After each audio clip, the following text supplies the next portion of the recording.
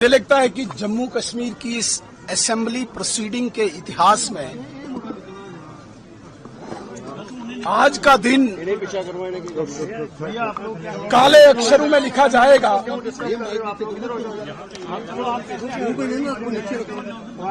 आज का दिन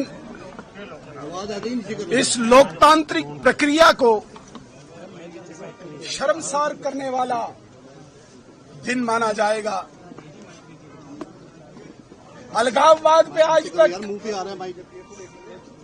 नेशनल कॉन्फ्रेंस और उसकी पार्टी पूरी बोलती रही, उसके नेता बोलते रहे, आतंकवादियों को बचाने के लिए हमेशा बोलते रहे, कश्मीर को रक्त रंजित करते हुए नेशनल कॉन्फ्रेंस और उनके नेता अग्रसर देखे गए। लेकिन आज मर्यादा की सीमा को पार करके इस असेंबली, इस हाउस की सैंक्टिटी को तार तार करते हुए leader of the house chief minister Omar Abdullah आज बदतमीजी की वो हद पार कर गए जो इस चीफ मिनिस्टर के मुंह से न शोभा देता है और न ही कभी इस मुल्क की किसी असेंबली में किसी चीफ मिनिस्टर ने ऐसा कहा होगा। बदतमीजी की पराकाष्ठा को भी पार कर गए। वो नॉर्मल एमएलए नहीं है, आम एमएलए नहीं है, वो चीफ मिनिस्टर है।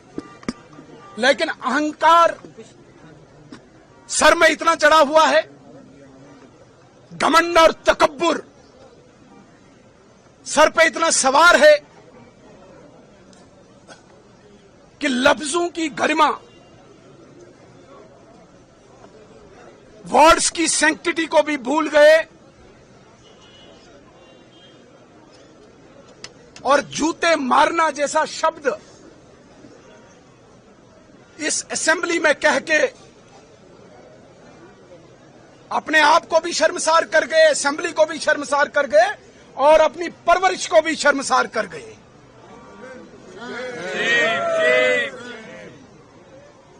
जहां पर उनको जवाब देना चाहिए था कि डेली वेजर्स के साथ क्यों धोखा किया, जहां पर उनको जवाब देना चाहिए था बेरोजगारों के साथ क्यों मजाक किया, जहां पे उनको जवाब देना चाहिए था किसानों के साथ क्यों मजाक किया, जहां पे उनको जवाब देना चाहिए था कि आम नागरिक के साथ वादे करके वादा खिलाफी क्यों की, वहां पे उन्होंने इस प्रकार के शब्दों का प्रयोग करके आज असेंबली की प्रोसीडिंग को ही शर्मसार कर दिया।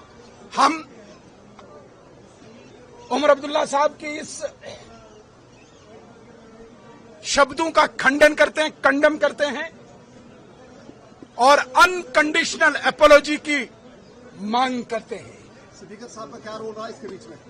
हमारे एमएलए कल भी हाउस को तब तक चलने नहीं देंगे जब तक न मुख्यमंत्री अपने इन शब्दों को वापस लेके हाउस में माफी मांगे। सुनील जी, कभी बंदर का इस्तेमाल किया जाता, कभी जूतों का अल्फाजों का इस्तेमाल किया जाता, क्या लगता है ये किस तौर बढ़ रहा है सदन? देखिए, मुझे बड़ी शर्म आ रही है।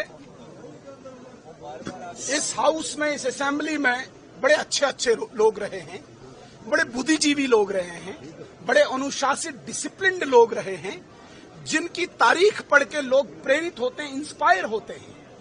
और उसी हाउस में आज नेशनल कॉन्फ्रेंस और उनके लीडर्स जिन शब्दों का उपयोग कर रहे हैं, इससे मुझे लगता है कि आज उन लोगों की आत्मा भी रो रही होगी जिन्होंने इस हाउस में आके जम्मू कश्मीर की जनता की सेवा और उसकी बेबूदी की बात की है। बड़ी बदकिस्मती है, ऐसे ऐसे लोग आज चुन के आए हुए हैं जिनको पता ही नहीं कि हम क्या हैं। मुझे समझ नहीं आता संस्कार उनके क्या हैं, वो तो प्रस्तुत हो रहे हैं, प्रदर्शित हो रहे हैं, लेकिन संस्कारों के साथ साथ जो हाउस का प्रेसिडेंट है, उस प्रेसिडेंट को भी न मान के अनपार्लियामेंट्री लैंग्वेज का यूज करना, डेरोगेटरी वर्ड्स का यूज करना, ये मुझे लगता है कि कहीं न कहीं इस हाउस में बैठे जितने भी एमएलएज हैं उनको सोचना होगा कि आगे हमें जनता किस प्रकार से देखेगी, हमें जनता क्या देखेगी, ये बहुत बड़ी बदकिस्मती है। और नेशनल कॉन्फ्रेंस को ये मैं देना चाहता हूँ, हम अपोजिशन में हैं और भारतीय जनता पार्टी एक अनुशासित पार्टी। आपने देखा होगा कोई भी हमारा एमएलए अननेसेसरी वहां पे कोई रक्स क्रिएट नहीं करता है, जबकि हाउस चलाना, इन ऑर्डर रखना ये रूलिंग का काम होता है। लेकिन वहीं पे इस प्रकार की शब्दावली का प्रयोग करना, कल तो इनका एक एमएलए भारत के संविधान को चैलेंज कर गया, यूएसए के संविधान को अच्छा मानता है। ये बड़ी बदकिस्मती है, सेडिशियस है। और मैं मांग करता हूं कि उमर अब्दुल्ला साहब, आपकी तीसरी पीढ़ी, मैं मानता हूं एक इलीट क्लास है, आप गोल्डन स्पून से, सिल्वर स्पून से खाने वाले शहजादे हो, लेकिन आपके पीछे ये फौज जो है ये आपकी इस लेगेसी को भी गड्ढे में डुबो देगी, बर्बाद करेगी। आपको संभलना होगा और कल अनकंडीशनल माफी मांगनी होगी।